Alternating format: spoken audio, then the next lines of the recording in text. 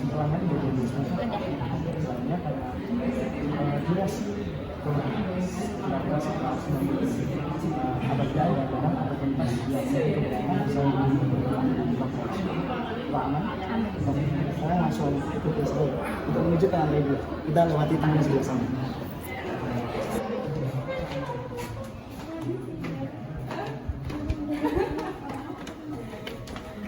Jadi kalau asli bisa perhatikan makanya ya, untuk menghindari hal yang tidak diinginkan. Sehingga tur diorama kita pada siang hari ini dapat berjalan aman serta nyaman. Oke, untuk sepatu bisa diletakkan di kolong-kolong di situ.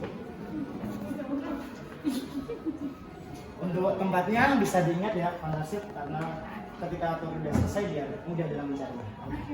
Siap. Untuk pas kaki bisa dipakai aja karena ruangan dalam diorama terdapat AC, jadi nanti pasti suhunya dingin, jadi untuk menghangatkan. Aja ke menuju ke ini pintu masuk.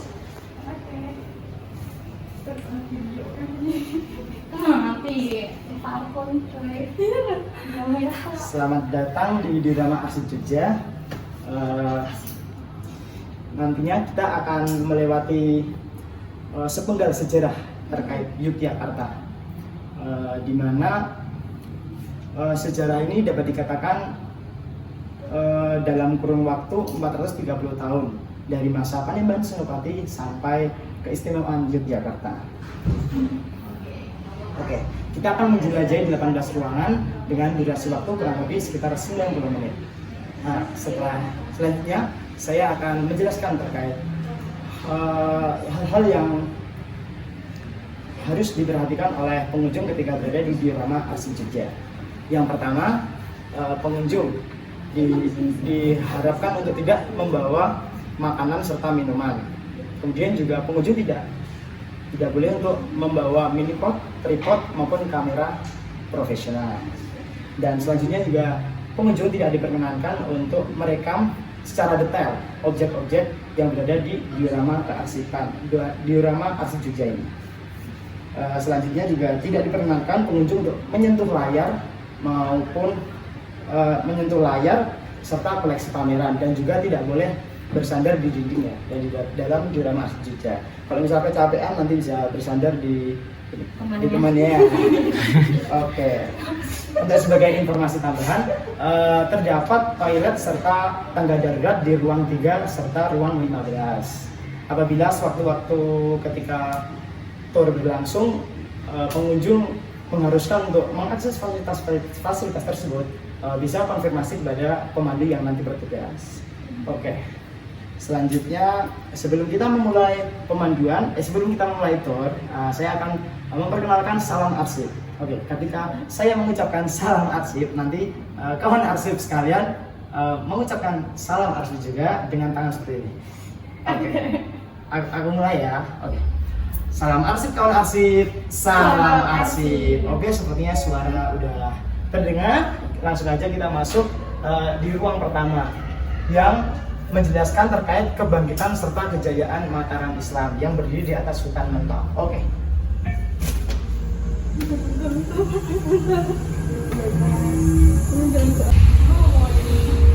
Oke, jadi Mas Arsip bisa sambil duduk kalau misalnya tadi kecapean. Tapi kalau misalnya video sekilas nggak apa-apa. Oh, nggak apa-apa. Mendapatkan wah lintang jahat.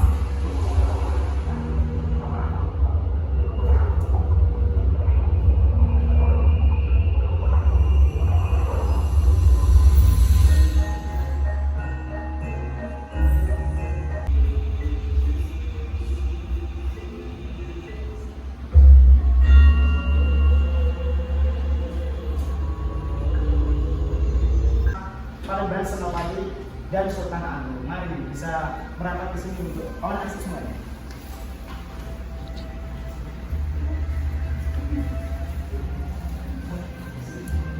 Ya, sebelumnya mungkin perkenalan dulu, saya untuk rekan-rekan dari Mbak Niken yang pemandu dari awal tadi. Di sini saya sedang melakukan magang untuk melakukan pemanduan di Diorama Arsip Jogja. Yang pertama saya akan menjelaskan terkait peninggalan dari Panembahan Senopati. terdapat seperti Gapura Paduraksa dan Masjid Gede Mataram Kota Gede. Kemudian ada Watu Gilang Kota Gede. Yang ketiga Petilasan Parangkusumo yang terletak di Pantai Paranggetis. Dan yang terakhir adalah Masjid Besar Mataram Kota Gede. Oke, bisa merapat ke sini. Selanjutnya peninggalan dari Sultan Agung. Sultan Agung di sini meninggalkan makam Raja-Raja Mataram di Imogiri. Untuk Sultan-Sultan Yogyakarta yang nantinya wafat akan dimakamkan di makam Raja-Raja Mataram di Imogiri. Dan yang kedua ada situs Kerta. Dan selanjutnya yang terakhir ada Gapura Tembayan. Mungkin apabila ini didokumentasikan bisa didokumentasikan.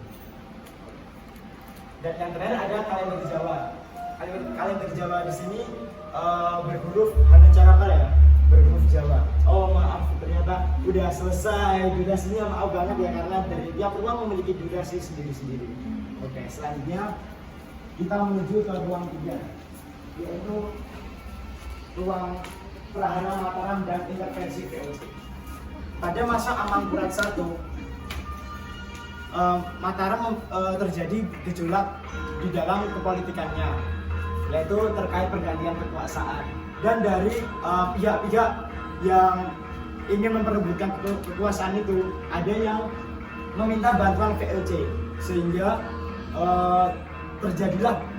terbentuklah beberapa perjanjian yang sangat merugikan Mataram Islam. Antara lain perjanjian Giyanti dan Jatisari yang membuat Mataram Islam harus terpecah menjadi dua, yaitu Keraton Ngayogyakarta dan Kesultanan Surakarta. Oke. Dan di sini terdapat panel-panel yang menggambarkan tragedi-tragedi tersebut. Mungkin bisa untuk didokumentasikan.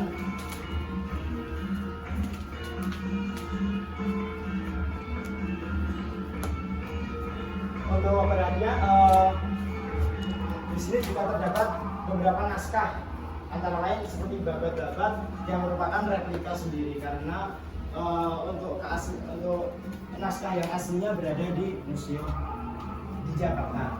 Dan juga ada beberapa yang sudah diramas oleh Inggris. Dan mungkin di sini terdapat naskah perjanjian Giyanti dan Jatisari. Saya akan menjelaskan terkait perjanjian Giyanti. Perjanjian Giyanti sendiri merupakan perjanjian antara VOC dan Mataram Islam yang mengharuskan Mataram Islam terbagi menjadi dua wilayah seperti tadi sudah saya jelaskan, Surakarta dan Yogyakarta. Sedangkan untuk perjanjian Jatisari sendiri lebih untuk pembagian kebudayaannya, sehingga seperti bisa kita lihat sekarang kebudayaan antara Yogyakarta dan Surakarta itu berbeda ya. Bisa didokumentasikan.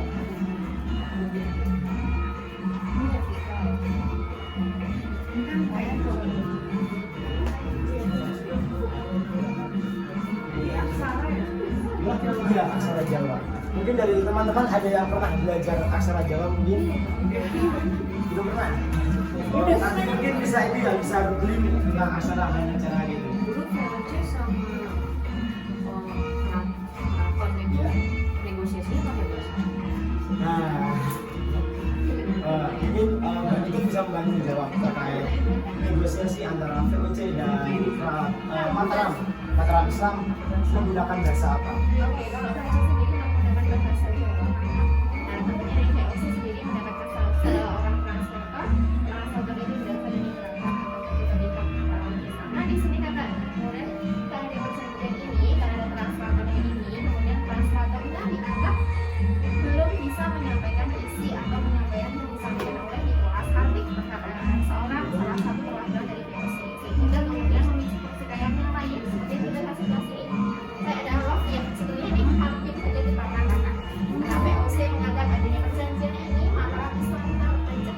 Sebelah sana adalah peta pecahnya Mataram, yang mana dulunya ada 1/4 dari Pulau Jawa. Akibat adanya perjanjian ini Mataram Islam terpecah menjadi nah, dikhawatirkan dengan pecahnya Mataram Islam bisa kuat kembali dan bisa mengalahkan VOC, sehingga hampir saja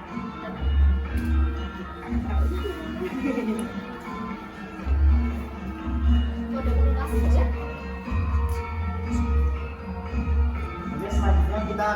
memasuki ke ruang keempat, yaitu ruang kesenangan di Jakarta. Teman-teman sendiri sehingga terjadi merencanakan pembangunan atau wilayah di Jakarta sendiri dengan konsep pertanian. Bisa dilihat di sini terdapat benteng-benteng yang mengelilingi keraton. Mungkin dari teman-teman yang udah pernah ke keraton ya, kira-kira ada tempat, saya akan menunjuk, mungkin teman-teman bisa melihat di area sini ada apa? Mungkin yang pernah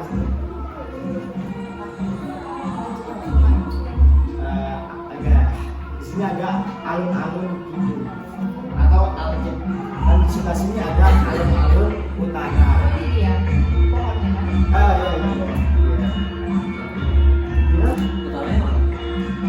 Karena di sini merupakan masjid Kudus Kauman, berarti suasana barat dan timur, tenggara, selatan, utara. Ya.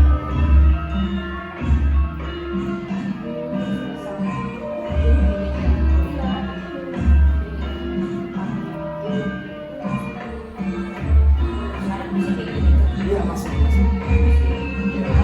Kenapa lagi Jakarta kan sudah ditetapkan sebagai warisan dunia UNESCO ya, jadi selalu mempertahankan budaya-budaya yang sudah dibentuk oleh UNESCO.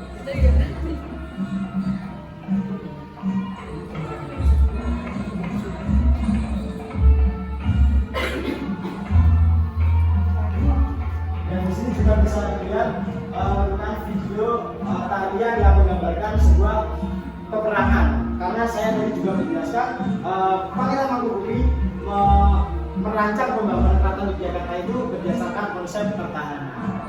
Jadi untuk tarian-tariannya juga bertema seperti perang atau pertahanan.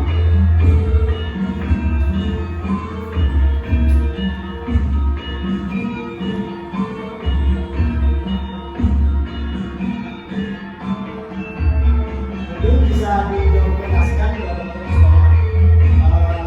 Dan mungkin teman-teman yang memperhatikan di sini juga ada replika dari Widodo atau Pasukan Perang Yogyakarta yang sampai saat ini masih bisa dilihat yang pakai itu.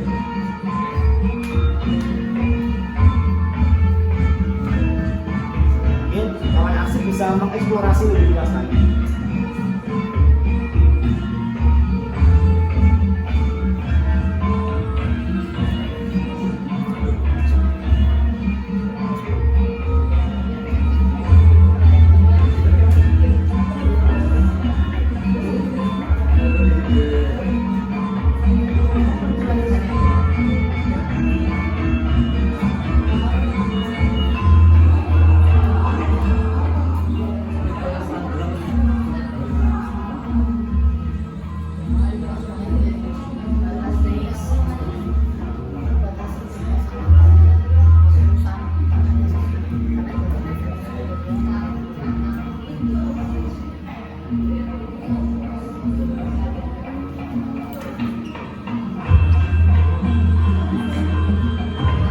Oke, selanjutnya kita bisa memasuki ruang kelima, yaitu terkait terjadinya peristiwa Geger Spey. Geger Spey ini sendiri merupakan peristiwa di mana pasukan Inggris yang dipimpin oleh Thomas Raffles melakukan penyerangan ke keraton, antara lain juga dengan seperti yang sudah saya sebut di ruang ketiga tadi, merampas ribuan naskah-naskah yang terdapat di Mataram Islam sendiri. Dan di sini bisa dilihat beberapa naskah yang dirampas oleh Inggris. Dari 6 naskah ini masih terdapat ribuan yang berada di Inggris. Jadi teman-teman bisa eksplorasi lebih luas dengan mendokumentasikan.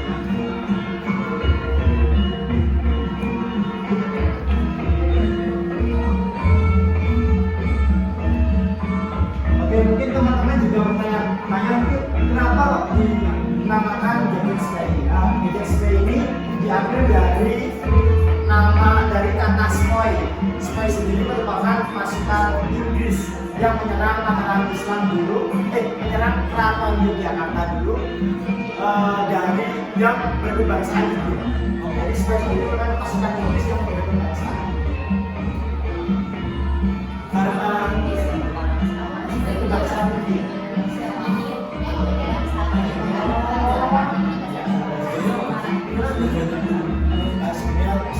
Dulu kan Jawa itu merupakan bagian dari Belanda.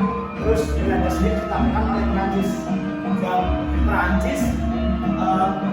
Prancis terjadi peperangan dengan Inggris yang membuat Jawa sendiri juga harus jatuh ke tangan Inggris. Akan tetapi dari Keraton sendiri menolak sehingga dilakukan penyerangan dan terjadi perampasan ribuan naskah-naskah yang berada di keraton. Sampai sekarang juga masih terdapat ribuan naskah yang berada di serta harta-harta dari Keraton Yogyakarta sendiri. Oke. Mungkin kita bisa beralih ke sini menuju ke ruang 6, yaitu penjelasan dari Puro Pakualaman. Puro Pakualaman sendiri merupakan kerajaan di Yogyakarta selain Keraton Yogyakarta. Puro Pakualaman sendiri dibangun oleh saudara tiri dari Sultan Hamengkubuwono II. Sultan Hamengkubuwono II sendiri merupakan anak kandung dari Hamengkubuwono I. Jadi pendiri dari Puro Pakualaman ini merupakan saudara tiri atau satu bapak beda ibu dengan Hamengkubuwono II. Nama dari pendiri Pakualaman sendiri merupakan Pangeran Matakusunan. Akan tetapi walaupun terdapat dua kerajaan di Yogyakarta, tidak membuat terjadinya konflik antar kerajaan atau antar persaudaraan. Dari Pangeran Matakusunan sendiri kayak memiliki pesan-pesan dari ayahnya, yaitu Hamengkubuwono I untuk terus menjaga persaudaraannya dengan Hamengkubuwono II, yang dimana pesan-pesan tersebut ditulis pada Babat Betawi. Babat Betawi sendiri bisa dilihat di sini.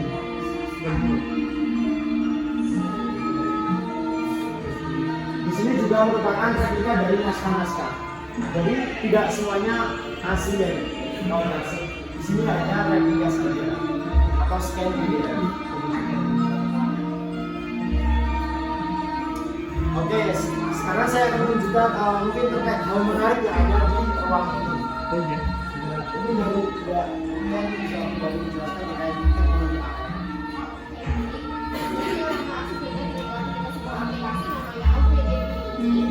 Orang sih boleh juga untuk bisa aplikasi ini sendiri, tapi syaratnya adalah handphonenya Android.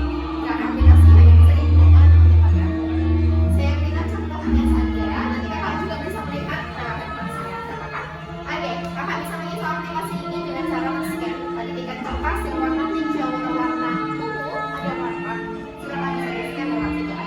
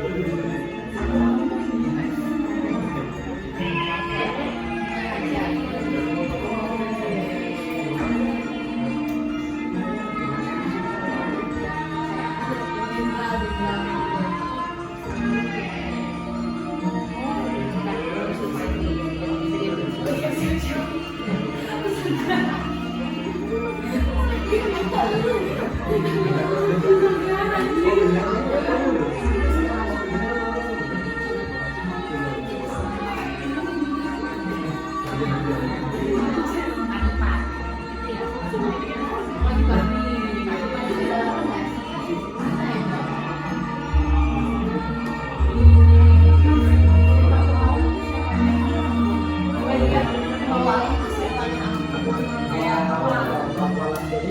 pendiri Pakualam dulu.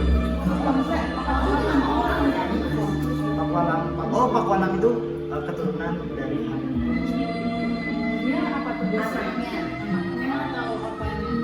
kalau kita kembali ke yang tadi pendiriannya sendiri, pendiri dari Pakualaman sendiri merupakan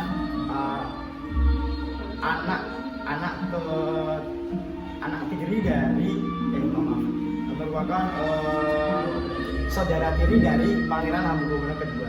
Jadi antara Pakualaman dan Keraton Yogyakarta masih memiliki hubungan darah. Jadi masih bisa disebut saudara.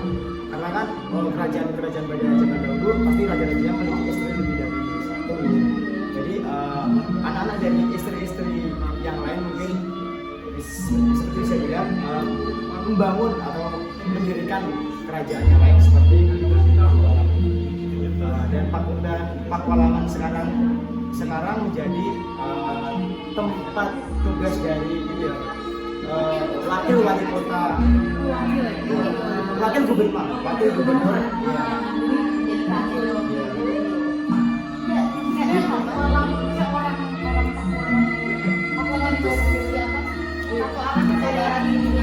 Ya, jadi kan ada silsilah keraton sendiri. Sultan itu pertama Pangeran Mangkubumi itu yang mendirikan keraton Jogja. Beliau sedikit dapat namun dia menikahi banyak sekali putri dan sekali istri. Istri yang pertama atau dengan ratu mendirikan seorang putra, kemudian menjadi raja yang kedua. Putranya tersebut melanjutkan ratu yang pertama. Nah, kemudian untuk yang putra selanjutnya atau dari istri yang lain, ada dua seorang putra namanya Pangeran Iya, Pakualaman ya sebetulnya Pakualaman cikal bakal yang beliau nanti juga akan meneruskan generasi beliau untuk menjadi Pakualaman sampai. Jadi Pakualaman itu bukan nama, Bukan kan gelar, betul saya kan. dan fungsi gelarnya itu sebagai wakil gitu. Jadi sama sistemnya sama yang di keraton, jadi sultan terus meneruskan generasinya. Pakualaman juga seperti itu. Wakil penerus di Yogyakarta sama. Sampai sekarang dan sampai besok selanjutnya juga kakak kurang lebih seperti itu. Wakil gubernur. Bukan saudara. Iya, bukan saudara satu. Kalau sekarang pun berarti sama gitu. Orang ini siapa aja bisa ditunjuk menjadi bagian dari. Ya, itu nanti yang bermendaki akan melakukan selanjutnya keturunan. Oh ya, ya, keturunan dari keraton dua keraton tersebut. jadi di appoint gitu. Jadi nggak harus Pakualaman, nggak harus keturunan langsung ya, cuman dan bisa menuju ke ruang 7 yaitu riasan dari perang Jawa atau perang Diponegoro. Bisa dilihat lukisan di sini merupakan lukisan dari Pangeran Hamengkubuwono ke-5 yang dinobatkan ketika umurnya masih balita, sekitar umur 5 tahun ya Mbak ya? 3 tahun. 3 tahun. Sehingga karena dinilai masih terlalu kecil, masih terlalu ilmu dunia, maka dibentuklah Dewan Perwalian untuk mengurus tatanan politik di keraton. Nah, salah satu Dewan Perwalian itu sendiri merupakan Pangeran Diponegoro. Pangeran Diponegoro merasa tidak terima dengan intervensi VOC di perpolitikan keraton melalui Pati Danurejo. Pati Danurejo sendiri merupakan salah satu Dewan Perwalian di keraton ketika masa Hamengkubuwono ke-5. Sehingga Pangeran Diponegoro sendiri membangunkan perlawanan untuk melawan VOC. Kan dulu juga pernah dijelaskan beberapa sebab khusus serta umum dari timbulnya perang Diponegoro atau perang Jawa itu sendiri. Salah satunya adalah intervensi VOC di perpolitikan keraton Yogyakarta. Kemudian di sini bisa dilihat lukisan atau panel dari berlangsungnya tragedi atau peristiwa perang Baratayuda. Di sana ada ayatnya Pak. Jadi saya berikan informasi untuk Anda.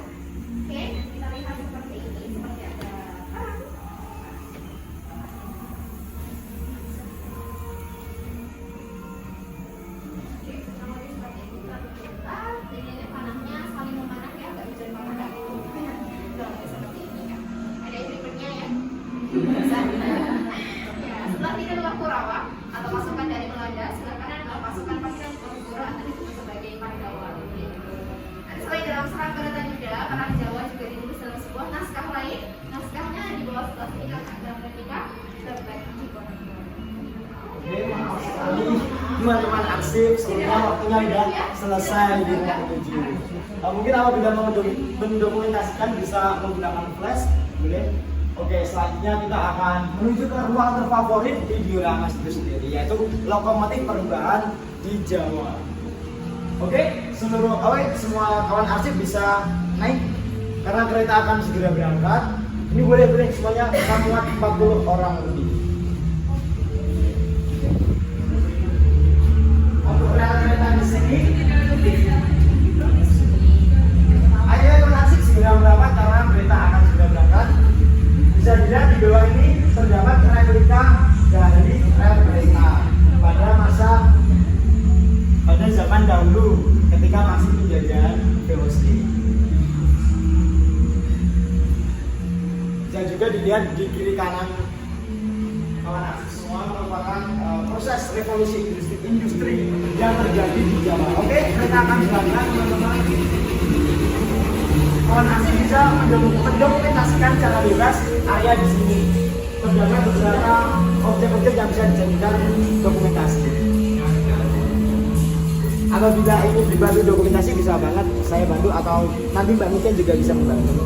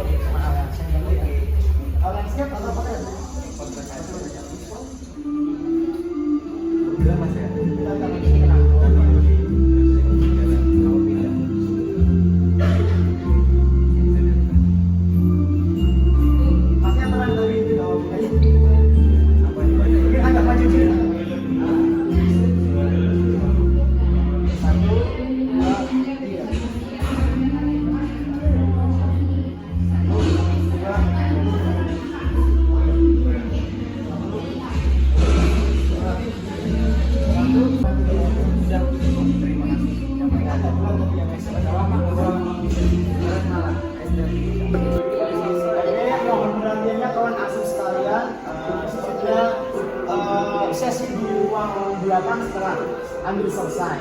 Jadi kita akan menuju ke ruang selanjutnya terkait kebangkitan LPM Makassar. Akan kami sebelum kita menuju ke ruang selanjutnya, saya izin undur diri untuk mengalihkan tugas pemanduan ke Mbak Niken. Oke. Terima kasih atas waktu dan kesempatannya. Sekali lagi maaf apabila saya terlewat kesalahan menyampaikan materi-materi. Terima kasih. Selamat berjuang. Oke, silakan kawan arsip kita bisa masuk di ruang 9 ya. Mohon maaf keretanya ketinggalan ya tadi. Lopez Kuntul Paris, Lopez Kuntul Paris, Lopez Kuntul Paris, Lopez Kuntul Paris, Lopez Kuntul Paris, Lopez Kuntul Paris, Lopez Kuntul Paris. Jogja, Jogja, tetap istimewa, istimewa negerinya, istimewa orangnya. Jogja, Jogja, tetap istimewa, Jogja istimewa untuk Indonesia. Rungono iki kotro, saka Ngayog Yogyakarta, negeri paling penak, rasane koyo swarga, ora peduli donya dadi neraka. Nek kene tansah independen lan merdeka. Tanah lahirkan tata untuk rakyat, di mana rajanya bercermin di kabur rakyat. Demikianlah singgasana bermartabat, berdiri kokoh untuk mengayomi rakyat. Memayu hayuning bawono, soko zaman perjuangan nganti merdeka. Jogja istimewa bukan hanya daerahnya, tapi juga karena orang-orangnya. Jogja, Jogja, tetap istimewa, istimewa negerinya, istimewa orangnya. Jogja, Jogja, tetap istimewa,